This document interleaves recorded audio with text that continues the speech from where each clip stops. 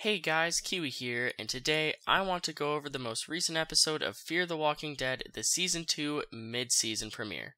Just a fair warning that I will be mentioning comic book characters along with everything that has happened in Fear up to this point in case anyone isn't up to date or aware with what's going on.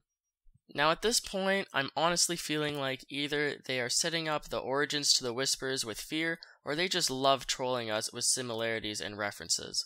I feel like all the strong foreshadowing and connections between Fear and the Whispers are too strong to just be a coincidence. They knew that people like us would notice the obvious subliminal connections and implications poking towards them. When Nick was tripping out due to dehydration in that horde, I assume everyone that knew about them were screaming Whispers at their screen, and honestly, if that scene isn't set up for it, I don't know what is. When you really think about it, what was the point of this episode? I feel that the real purpose of this entire episode was to prove that walkers were the only thing to save Nick. Nature was trying to kill him, animals tried to kill him, humans were trying to kill him, his entire environment was hostile towards him on many different levels, and the walkers ended up saving his day on multiple occasions this episode.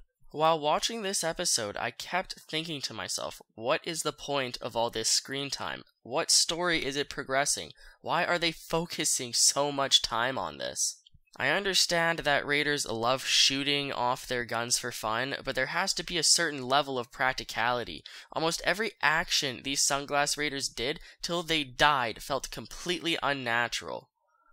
It really felt like they were forced to be there because their bullets were needed to distract the walkers so that Nick could further learn how to use the hordes to his advantage. I can see the points that they had lined out and wanted to get across, but the way they got there just seemed so unnatural. Also, when that guy notices Nick isn't dead in the horde, I couldn't help but feel foreshadowing of the main Walking Dead characters eventually being in the same situation.